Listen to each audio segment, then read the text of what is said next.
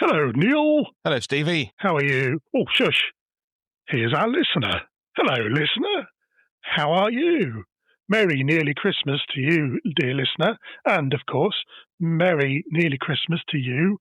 Hello, Neil. Thank you, Stevie. Have you done anything nearly Christmassy? I have. I've got all my decorations up. Have you? Did you put the tree up yourself? No, I left it in the front room. Hey, I set them up, you knock them down. Oh, yes. That's the best way to go, isn't it? It is, definitely. Wish our listener a very merry near Christmas. And Yes. today we're going to tell a Christmas-ish story. We will actually be having a Christmas story next week, but for today we're having a Christmas-ish story. Is this on Ching Chong Ching Ching Ching Ching Ching? Honourable Mentions. Ching Ching Ching Ching Ching. That was Santa's bells. Was it? That was very good. Thank That you. was very good. Today we're going to talk about the zenith, the apex, the peak of human civilization. All right. So that's already set you up, isn't it? It has, yes. And to do that, we need to travel back in time to 19th century Belarus. Oh, yes. Now, Belarus in the 19th century, in fact, I can be more specific. I can tell you that we're talking about the year 1896. Okay. Is that the bus? No, that's the year 1896. 4 years before the year 1900 and 104 years before the year 2000. Wow, that was quick maths. Let's all meet up in the year 2000. Yeah. That was a song by the Pulps. It was, yes. Mr. Cocker. Yeah. Pardon? You've done what? Oh, sorry, yeah. I've gone off on a tangent then. I thought you needed to rearrange something. Yeah. You comfortable? Yeah, I'm all right now, thank you. You're all right now. Okay. So in 1896, in your Belarus, your aforementioned Belarus, a lady called Ethel Kroll left her home. Ethel Kroll. Are you saying that properly, please? I am saying that properly because it's Kilo, Romeo, Oscar, Lima, Lima. So it's like roll with a K in the start of it. And that was your phonetic alphabet, listener. Well done. So, yes, Ethel Kroll left her home in Vilnius. Oh, yes, that's quite well. Near Minsk. Yeah. But she wasn't just leaving her home to go to the shops. She wasn't on her way to Tesco or anything like that. No, Ethel Kroll was leaving to join her husband, Barnett, known to all as Barney. Barnett? Yeah, but it's known to all as Barney. Barnett Kroll. No, but Barney Kroll is how he went. Who'd established himself in a little village in the USA by the name of New York. Stephen, that's not a village. What's that? New York. New York, it is. It isn't. It is, because York, right? York is in the north of England, isn't it? Yeah, that's a city. Yeah, and this is the New York. So yes, it's like... But it's still a city, Stephen. Is it? Yes, not a village. Wasn't when I went. There was a place called the Village when I went. Ooh, name dropping again. Clang! In New York, there's a village. Anyways, enough of this idle banter.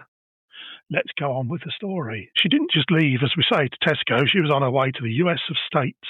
And with her, she had her 3 sons, 12-year-old Simon. Now, you're going to have to pay attention here because it can get confusing. We've already met Barney, whose actual name is Barnett. Yeah. So she took 3 sons with her, 12-year-old Simon, who for some reason was known as Sam, 8-year-old Henry, who was known as Harry, and 5-year-old Charles, known as Charlie, which makes more sense. See, the two don't got no idea. What's all the point of that? I might just call him Sam. Why don't you just call it Sam? Why do you call it Simon? No, we'll name it Sam. Well, but then again, Simon, we'll just call him Sam. Prince Harry, his name is actually Henry, isn't it? And he got the name Henry. No idea. Lots of people get called. I don't know why, if you're posh. Anyway, that's what they did. Well, your name's Steve, but you're actually a dick.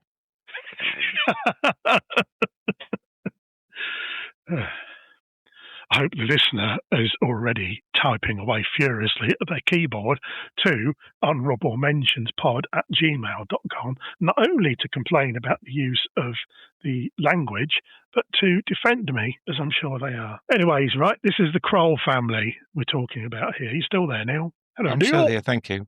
They couldn't travel in the open because Russia, of which Belarus was part, was full of anti-Jewish sentiment and even massacres. So these people were Jewish. I'll take that. Okay. That's good. So their journey saw them trek through remote fields, across rivers, and sneak into villages. So this is at a time when Russia was carrying out what's called pogroms. Pogroms, which was the systematic seeking out and slaying of Jewish people. So they decided, well, we're not hanging around here waiting for this. So it's not at all a pleasant thing, really. No. That's what was going on in that area at that time. So, of course, the Kroll family thought, I should go. They're probably thinking, I better get out of here, pal. We're out of here, sunshine. Yeah, we're on our toes, this one. They were thinking, Barney's already in US estates. Yeah, let's go and see him. Or they said, let's go see him. Because they weren't allowed to travel through open areas, they didn't want to stand out too much. What they did, they trekked through remote fields, rode across rivers, and snuck into villages where friendly people gave them shelter for the night.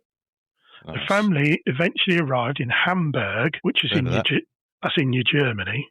Yeah, where they made after they named the food from. The beef burger. Yeah. The hamburger. Yeah. The hot dog or the pizza. Hamburger, idiot. Oh, yeah, of course. The family arrived in Hamburg. We've already discussed this if you were paying attention. Yeah. On a Friday morning and stayed for Shabbat, which is Saturday. Holy day. What? Shabbat. It's their holy day. Okay, Saturday. Fair enough. Thank you.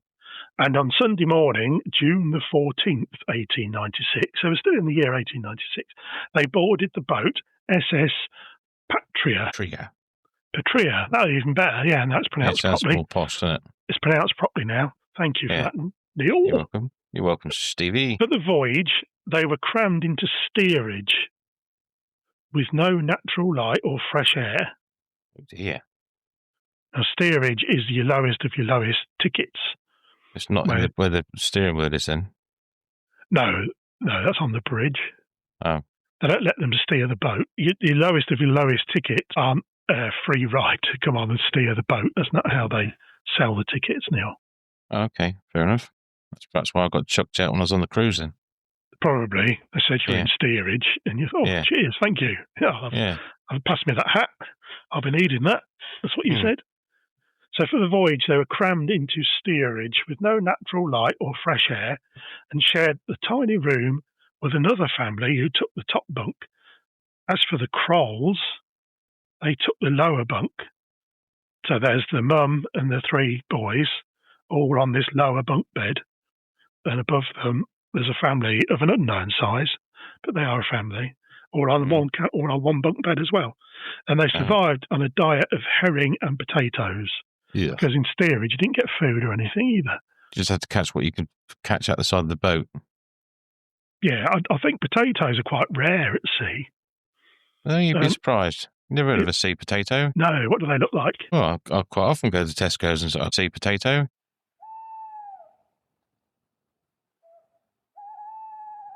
They eventually arrived in the US of States during the afternoon of Friday, June the 19th, 1896.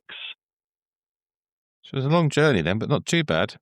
Not too bad. Friday to Friday, but you're crammed into this tiny little room with another family, no washing facilities. All you're eating is herring and potatoes, which must be boiling on something. Could be worse. You could be growing up in Northampton. Well, I was going to say that, see, because no matter how desperate they were to get out, they managed to avoid Northampton and went straight to the USA. Yeah. So they could have. There's always a shining light somewhere, isn't there? Do you think the SS Patria went to Northampton for its first embarkment and people thought, I'm still staying. If this turns around and takes me home, I'm doing that. Yeah. Rather than, I'm on it. Yeah.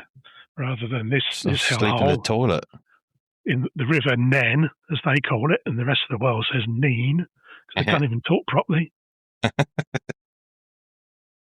There they were. They avoided Northampton, give that a swerve, stayed on their herring and potatoes, and ended up in the USA on Friday, June the 19th, 1896, in Hoboken, New Jersey. Okay. Now, who's the most famous person ever to come out of Hoboken, New Jersey? Barack Obama. No.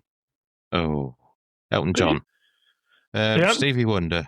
The answer is, fly me to the moon, let me swing among the stars. Sorry, is that supposed to be in tune? Yeah, Mr. Sinatra. Frank Sinatra. He came from Hoboken. Did he? Yeah. I think the town was named after a homeless person called Kenneth, who was Hobo Ken. Right. And that's where the name came from. Well, that's fair enough, isn't it? It's a nice one to name a town after him. Yeah, that's what I thought. Yeah. But from Hoboken, from there, they were transported by ferry to Ellis Island and a reunion with Barney. Barnett. Barnett. Yes. So this is Simon Sam, Harold Henry, and Charlie. And Charlie. Yeah. And Ethel. And Barney, who turned out not to be a big purple dinosaur, which could have been quite disappointing for the younger children. Yeah. But he was a genuine person. Barney Kroll sold coal. Kroll in the winter, and he sold ice in the summer. Bit good. It's clever he did it that way round. If he did it, well, he probably had to test it. A/B testing, they call it in marketing, don't they? Yeah, they do, yeah. I know whether in summer he walked round the streets of New York shouting, ice, ice, baby, at people. Could have done. Stop. Collaborate and listen. That's probably what he was shouting. Yeah. Ice is here with a brand new invention. Is that right? That's it. Something grab hold of me tightly. That's it? Something like that, anyway. Carry on. Do you need to readjust? No. I did that earlier. All right, you're still okay. Yeah. Okay, so with Kroll, and his Ice Ice Baby business, he was able to afford a 2-room apartment on the 3rd floor of a building in Cherry Street on the Lower East Side of Manhattan. Nice. Nice place, that. Nice place. I've never been to Cherry Street. No. Nice bit of American Pie. This was the first time the family had lived in a place with stairs or even wooden floors. Wow. Because before, they were on a single-story dirt floor little hovel, I suppose you would call it as. Yeah. Barney and Ethel didn't hang about there because their daughter, Etta, was born in 1897. Yeah. So what did they call her? Dave? No, their daughter, Etta. Yeah. What did they rename her? Dave? Oh, I see what you say. Oh, you are a cad. Yes. Etta was born in 1897 and then Lottie in 1899. So they just got in there, hadn't they? Yeah. They were like rabbits. However, the family was struck by tragedy when Etta died after falling down the stairs they were so proud of, and she was around 4 years old. It's not very good. They didn't have stairgates then. It's not very good. They didn't have stairgates then, and she's the one you chose to belittle. So I hope you feel bad now. No. Okay. The remaining children grew up to be respected citizens of New York. New York, which I believe is no longer a village by this point. It was actually a burgeoning city. Okay. New York, however you say it. Yeah. And on the 26th of December, 1915, the 24-year-old Charlie, who was Charles. Yeah. Charlie Charles. This is on Boxing Day, 1915, listener. Yeah. Which gives it a bit of a Christmas bent. 24-year-old Charlie married Beatrice Lifshitz, who was 23.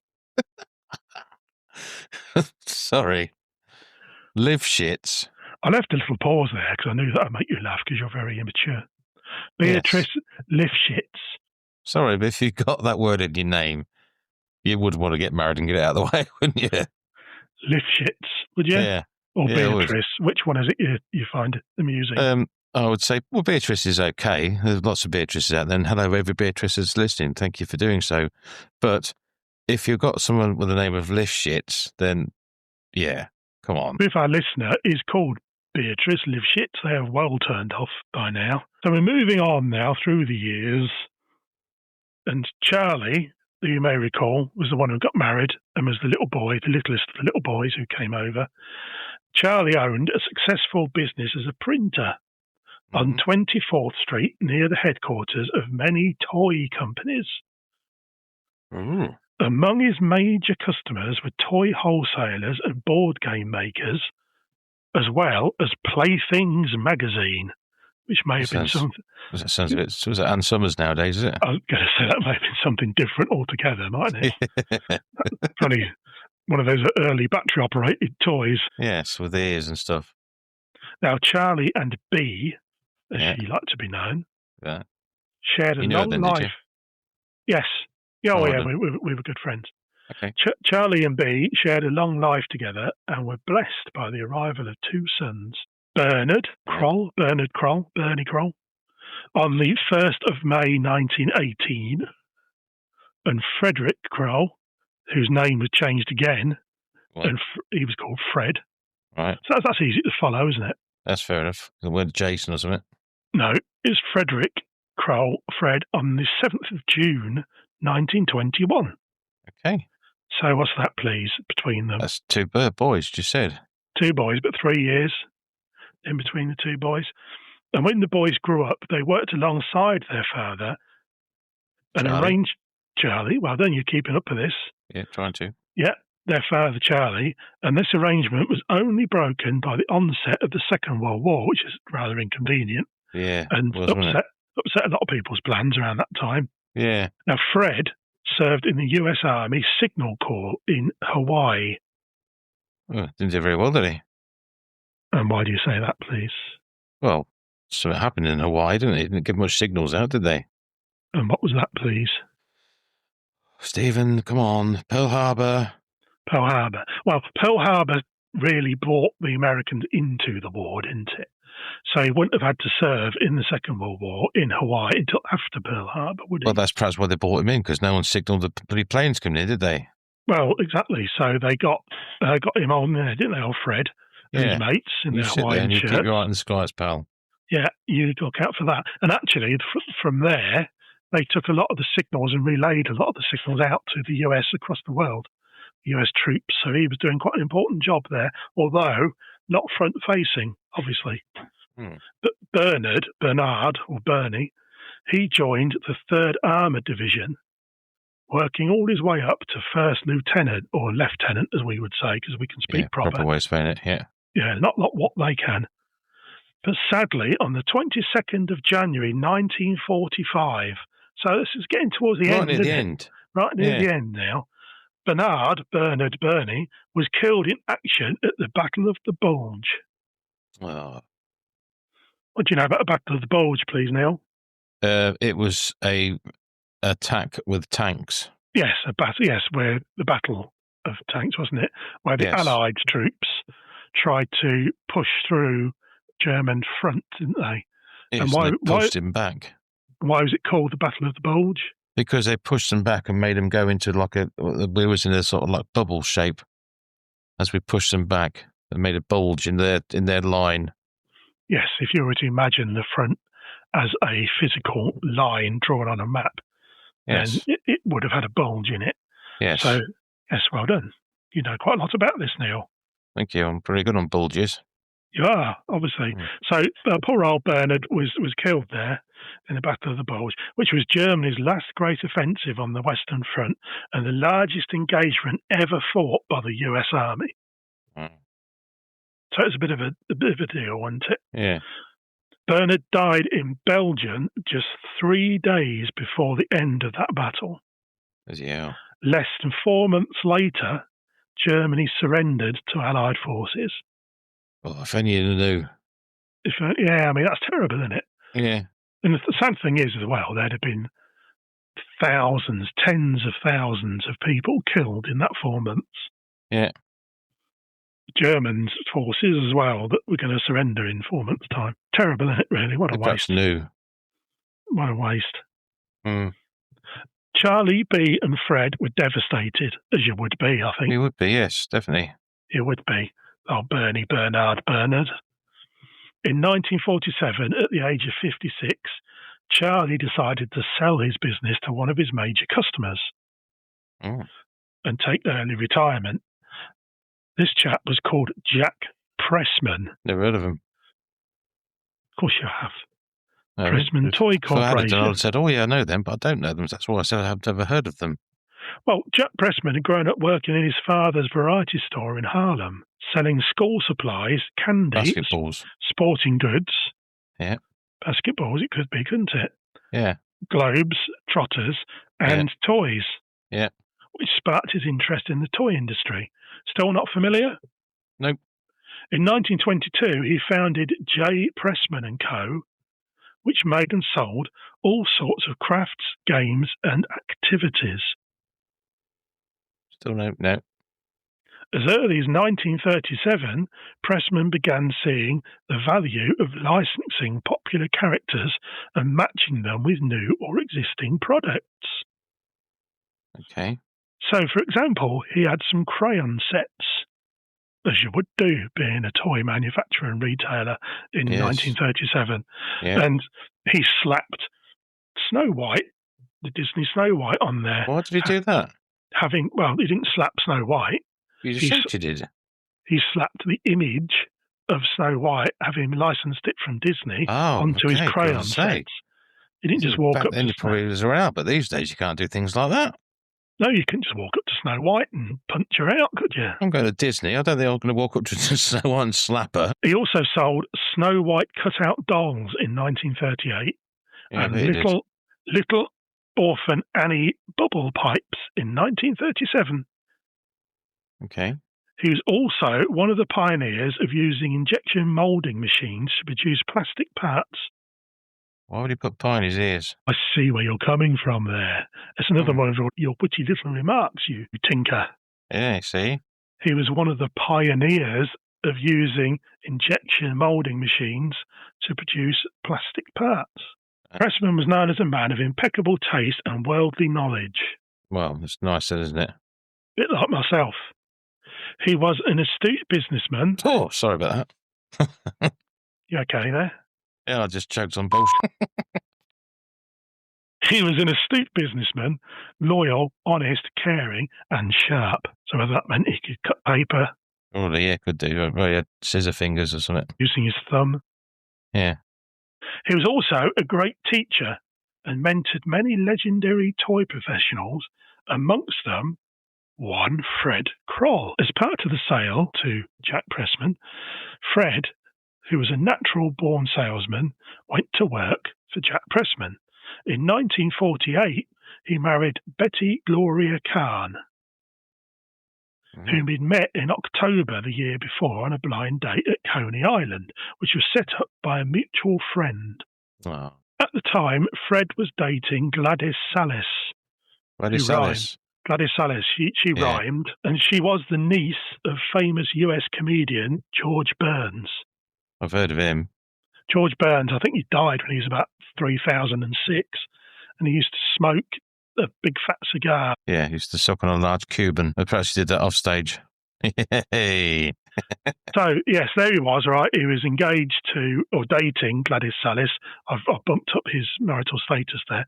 He was dating Gladys Salis, niece of famous US comedian George Burns, and then he was introduced to Betty Gloria Kahn by a mutual friend in 1948. 2 weeks later, Fred introduced Betty to his parents as the girl I'm going to marry. Oh. He knew straight away. He was smitten. He did. He was smitten, wasn't he? He was smitten. After their wedding, hang about there, Fred and Betty moved to 8201 4th Avenue in Brooklyn. Yeah, I know it quite well. Now, Brooklyn is part of New York, isn't it? It is, yes. It's one of the boroughs. It's one of your boroughs of New York, along with Staten Island, Queens, Manhattan, Brooklyn, Bronx. Is that it? Is there any more? Something like that. Yeah, I can't think of any more. A neighbour, so this is one of their neighbours, okay? A neighbour remembered that the couple were very good to her family and said Fred always had toys ready for our children. They were both very giving people. What a nice couple. However, in 1956, after just 10 years at the Pressman Toy Corporation, Yeah. Don't want to say just 10 years. It's quite a long time to stay with an employer. But in those days, I suppose there was jobs for life and that sort of thing. That's right, like the bags. So Fred left to start his own business, which he rather catchily called Fred Kroll Associates. So Fred was Charlie's grandson, am I right? No. Fred was Charlie's son. Yes, he was Barney's grandson. That's it. Yeah, I'm there now. So Barney and Ethel left. Yeah, Belarus. all that bit. Yeah. Arrived, Charlie was a little boy, 5 years old, and they left. Yeah. Fred is his son. Yeah? Yeah, I'm there now. So in 1956, after 10 years, Fred set up his own business, Fred Kroll Associates, and he and Betty moved out of the city to a grander house upstate in New Rochelle. New Rochelle? New Rochelle. So he's doing all right, isn't he, Fred? He's doing all right. He's doing out for himself. He's going up in the world. He is, yeah. Because he could afford to leave his job and then afford his own business and still move house to a bigger place upstate out of the city. Wow. Now, while representing Kona Brothers, or Kona Bros, however you want to say that, a maker of craft and preschool toys, Fred created a now classic game. At the start of this podcast, listener, you may recall me saying that we're talking about the zenith, the apex and the pinnacle of human endeavour and human entertainment. This game isn't it. But it is a very, very famous game that he invented. Right. Okay? Yeah. So, in America, in the United States, it was called Trouble. Okay. And today, Trouble is marketed under Hasbro's Milton Bradley banner. So it's still in production today when he came up with this idea in the 1950s. Right. That's interesting. But in the UK, the game is known as something else. It's famous for its Pop-O-Matic dice. What's the name of the game in the UK, please? Pop-O-Matic dice. Well, there's only one. Yahtzee. Yahtzee. Yeah. Does it have a Pop-O-Matic dice? No, I'm joking. Frustration. Oh, that's frustrating. You led me along there. Yes. I did. Frustration. It's a game he invented with its Pop-O-Matic dice. Trouble in the US of States. Frustration in the United of Kingdoms. Yes, I understand that. Yeah? By the mid-1970s, so we're progressing along even further still here. Yeah, it's doing well, isn't he? Fred Kroll Associates have begun licensing designs and items made by Agatsuma of Tokyo and other overseas toy companies. Wow. So he was taking them and licensing them to sell in his United States and etc. So what happened next is subject to legend and contradiction, but it led to the birth of the universal game that transcends culture and language, a stimulating intellectual challenge that improves critical thinking and problem-solving skills. Okay. Some say that on a work visit to Japan in the 70s, Fred Kroll discovered an exciting game that was being made by the Agatsuma company. Instantly recognizing its appeal, he attained the global licensing rights and later passed them on to Hasbro for a fee, obviously. Yeah, of course. He didn't just give it to him. He's not a fool. He's a businessman, this fella. Yeah, exactly. Originally, Hasbro sold it under their name, but eventually switched it to their Milton Bradley band, or even Milton Bradley brand. I was saying the Milton Bradley band, whatever it is. You can't, back in. It's confusing. Can't even say it, can you? You know, the Milton Bradley change the name brand. Of company. That's ridiculous. MB Games. Yeah. Oh, I've heard of them. Thank you. A little bit of recognition. Well, the Milton Bradley brands were the same ones who did Frustration for him and that sort of stuff. So I've heard of MB Games. You should have just said that. Didn't put the two and two together, did I? You didn't put Milton Bradley and MB together, no? Nope. MB Games, I hope you got that, listener. The company would introduce the game to United States in 1978. But what actually happened was that Fred published the initial idea for the game way back in 1967. In 1977, while in Japan, he pitched and sold the game to Agatsuma Company in Tokyo. So he invented the game then? He invented this game and Wow. then sold it to the Agatsuma company in Tokyo. Again, sold it for a fee because he's nobody's fool. Yeah, not a fool, is he? The game became an absolute smash hit in Japan. Did it? And so in 1978, Fred purchased the global licensing rights back from Agatsuma, who he'd sold the original concept to. Yeah. He took the licensing rights and then sold that concept back to Hasbro, who switched it to the Milton Bradley brand, MB Games. Yeah. Okay. Just in time for Christmas 1978, the game was a massive success in America, which was no small feat at the time. And I'll tell you why if you're interested. No. Yeah, tell me, because I'm sure the listeners will be interested. The listener. Don't pluralise what we might not have, please, Neil. Oh, yeah, sorry. Yes. Hello, listener. Hope you're still with us and you're staying with this, because it's a convoluted story to get there. Other toys you'd find on the shelves at Christmas 1978, Neil, if you remember that back far. Just about. I was 6. If you remember that far back. Neil, hello, Neil. Other toys you could find on the shelves that year included the first wave of newfangled electronic toys, like Merlin from Parker Astro Brothers. Wars. No, that was a bit later. That was the early 80s. Oh, okay. Merlin, do you remember Merlin? Simon from MB. Yeah, I remember Simon, yeah. Place calls Alfie. No, that's not one of the ones I've got here. Stop shouting out random electronic games, please, and let me get through this. Sorry. So we've got Merlin from Parker Brothers, one of the first electronic toys to hit the shelves. Simon from Milton Bradley. Play School's Alfie. Yeah. And Texas Instruments' legendary Speak and Spell. Oh. So it had to compete against all those newfangled electronic games. Yeah. This game of Fred's. And then it ran into a juggernaut of a toy line that launched that year that was based on a very popular film or movie of the time. Would you like to guess what that juggernaut of a games line was, please? Neil, hello, Neil. Hello, Stevie. Well, back in the 70s, very juggernauty type thing. It's got to be Star Wars. It has got to be Star Wars. Well done, Neil. Thank you. Thank you very much. But Fred's family-friendly game more than held its own. And remember, of course, you've got all the other things that kids liked around that time as well, such as your Barbies. Yeah. And your roller skates. I was about to say skateboards. And your bicycles and your skateboards. The Red Hand Gang used to have skateboards. You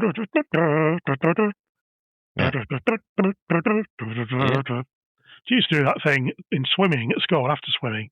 People used to go around. On the back. Do you want to join the Red Hand Gang? Yeah. Why? What's that then? Slap. You have a big red hand on your back or your front. Yes, very immature, of course. Yes. Almost as immature as flicking wet towels. Yes. Which we never engaged in. No. But yeah, so there's Fred's family game. It's holding its own. You can imagine this, can't you? On the shelf. Yes, I can. Yes, I'm trying to. Fred's Frustration by a Milton Bradley brand.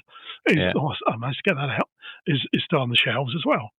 Yeah. In 1978, an article for a publication called The Star Telegram. Do you get that? Is that something you don't get that anymore? No. Joe Thompson, a manager of a department store, said, "It's one of those games that no one seems to have in stock.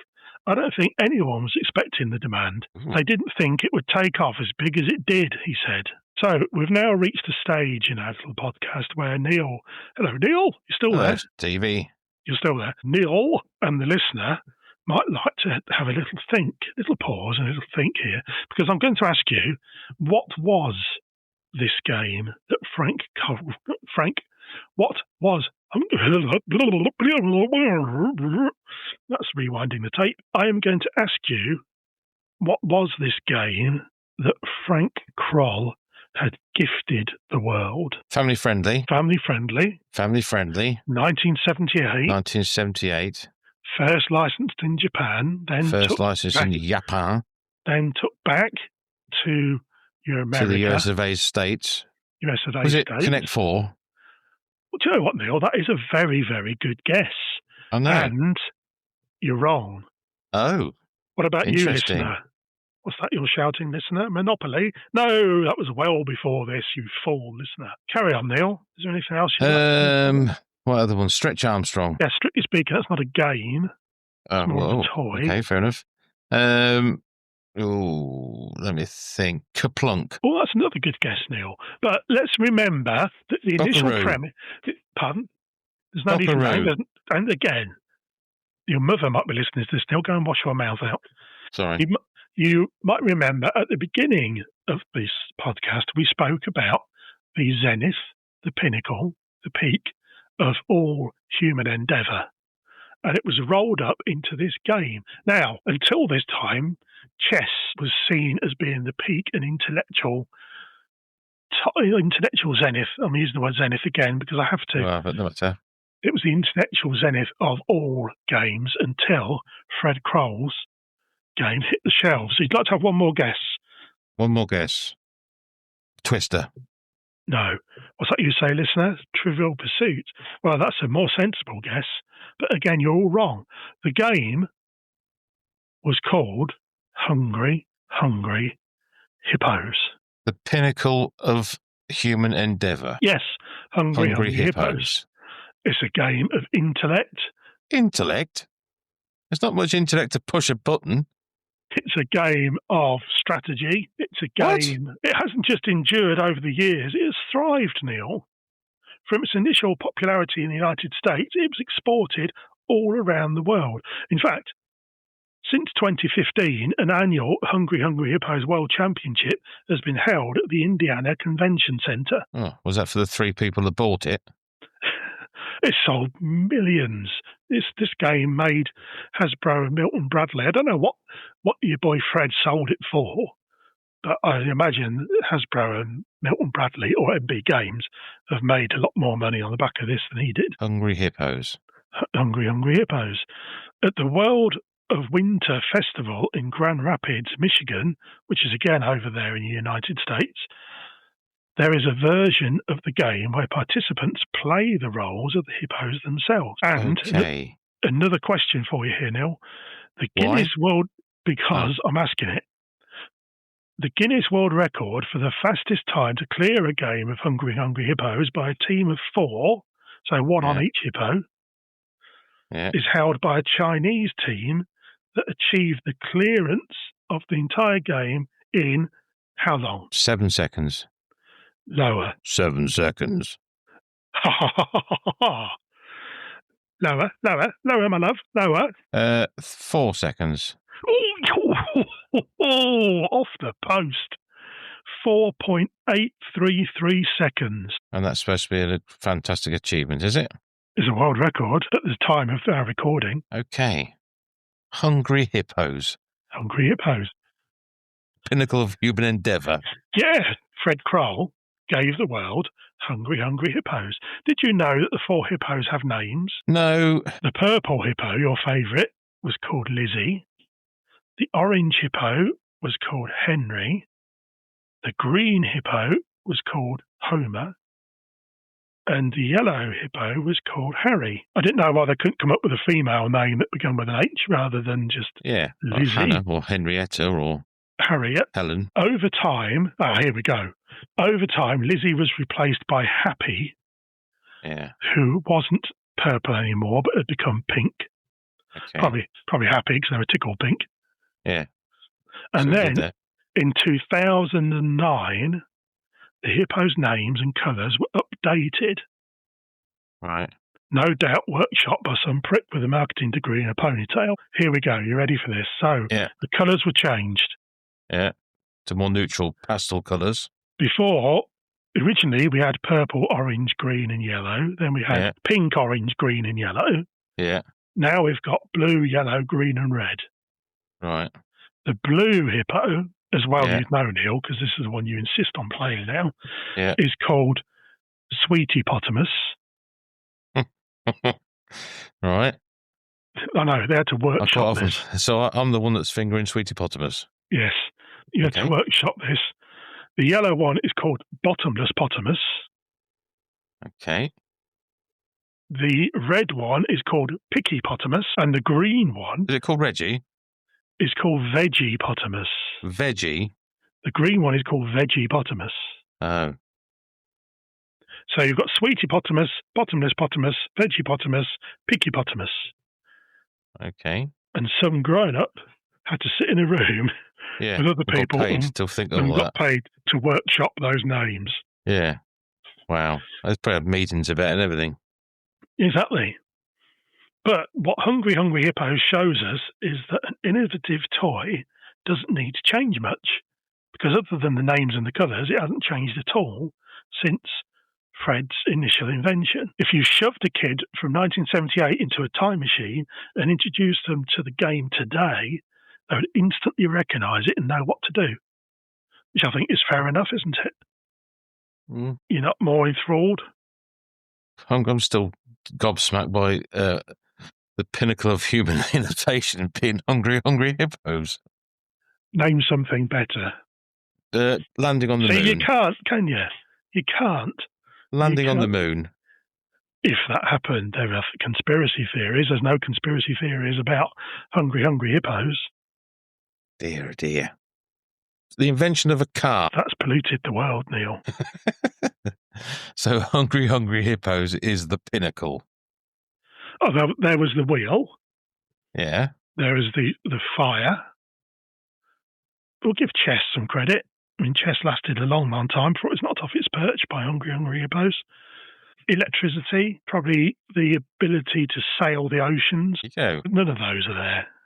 Imagine if you had the ability to sail the oceans and you could do like Francis Drake and circumnavigate the globe, how much better that journey would have been with Hungry Hungry Hippos to pass the time. No, you can't, Neil. So we got our kid in our time machine, didn't we? We shoved him in there. We introduced him to modern day and the game of Hungry Hungry Hippos. Now he's wandering about, thinking, how the hell does he get home and where are his parents? So, sorry if you are that little boy. Straightforward play and the thrill of competition have kept the hippos relevant and loved to this day, told you. As for good old Fred Kroll, he made a penny or two out of trouble and even more out of Hungry Hungry Hippos. He and Betty moved down to Florida, where Fred was known as a philanthropist. Do you know what a philanthropist is? It's not someone who collects stamps. I don't know. What was it? Philanthropist. No, I don't know. It's two people, one called Philip and one called Anne, who are very, very drunk. Oh, okay. Or it could also be a person who is very generous and has plenty of wealth and uses that wealth to better the world around him or her. Fred and Betty moved down to Florida, where he was a philanthropist, and he spearheaded an annual drive to provide toys for underprivileged children through various local organisations. Nice. As well as groups in Guatemala, Jamaica, Haiti, Turkey, and Russia, where, of course, his grandparents had skedaddled from. Yes. He was also a founding board member of the Alzheimer's Community Care and helped subsidise an adult daycare centre in Boynton Beach that is named in honour of his wife, Betty, who Fred supported through her Alzheimer's. Wow. As they got older there. Yeah. In all, Fred spent 65 years working in the toy industry. That's a lifetime, isn't it? That's a proper lifetime. The final years, he was head of Uncle Freddy's Fun Factory, Inc. Okay. It sounds like something that was written on the door you wouldn't send your kids in, doesn't it? Yes, exactly, yes. But it manufactured and licensed updated versions of classic toys such as wire puzzles, magnetic games, kazoos, wooden versions of checkers and chess, and that sort of thing. Well, checkers, Steve, is what we call drafts. We do call it drafts in this country. Yeah. It's played on a similar board to your chess. Yes. Despite a 6-year fight against cancer, Fred continued to work hard, attending toy fairs and taking the occasional buying and selling trips to Hong Kong and Australia. He also wrote a regular column for the Toy Business website. Yeah, I quite often come across things like that. Oh, you filthy pig. Fred died on August 2nd, 2003 from cancer when he was 82. He was survived by Betty and their 2 adult children, Bud and Shelley. Bless him. Yeah. But there he was. He was quite an innovator, was Fred. Yeah, he made a game. 2. 2 games, sorry. which are still in production I understand your today. frustration. Now, you may have picked up on my use throughout of the double hungry. I did, yes. I thought it was an echo. Hungry, hungry hippos. Yeah. No, it's because in America originally, you see, where they had it, it was called Hungry, Hungry Hippos. But over here, we just called, I don't know why. It was just a singular Hungry Hippo. So Hungry, Hungry Hippos and Frustration and Fred Kroll. That was the story. Little lead in to Christmas, I think, because it did have a Christmas element in there when we spoke about Christmas Ching, toys. ching, ching, ching, ching, ching, ching, ching, ching, ching. Just putting some bit Christmassy bit in there. Shush, I can hear sleigh bells. No, it was me, Stephen. Oh, that's exciting. I thought he was coming. I thought Santa was on his way. I thought Santa was on his way there. Oh. So, yes, there we are, children and listener. Yes. A little bit of an insight into Christmas 1978, a little bit of an insight into the creation of 2 of still the most popular games that you can purchase for family entertainment that are out there. Hard-earned money. You could spend it on Hungry Hippos and not, I don't know, a mortgage. Or anything silly like that. Well, thank you, listener, once again for joining us for another episode of Ching, ching, ching, ching, ching, ching, ching, ching, ching. Honourable Mentions. Ching, ching, ching, ching, ching, ching. Can you do it in a style of a Hungry Hippo? Hungry Hippos. Oh, that's very good. That's a Hungry Hippo. Honourable Mentions there, especially. Yeah. So we'll see you next week when it will be our special once a year Christmas episode, dear listener. Exciting. It is exciting. We can barely wait. And we will see you then on Honourable Mentions. Hungry, Hungry, Hungry, bye. If you want to win the game, you got to take a good aim and get the most marbles with your hippo. Playing Hungry, Hungry Hippos. Hungry, Hungry Hippos. The Hungry Hippos. Hi, I'm Sweetie Potamus. I'm Neil's favorite Hungry, Hungry Hippo. Apparently. Thank you for paying attention to me and for listening to Honorable Mentions. I know how much Steve and Neil appreciate it. Please remember to like, share, subscribe, and leave a 5-star review. And if you want to get in touch, you can do so on social media or honorablementions@gmail.com. Honorable Mentions is researched by Stephen Webb and is an Uncover Brothers production, and the theme was written and performed by Pepe and the Bandits. Please give them a listen wherever you stream your music. Right, that's that. Now listen, man, you haven't got any of those little plastic balls on you, have you? I just need a few. I can pay you back later. Come on, man, I've got the shakes going on over here. I just need one, please.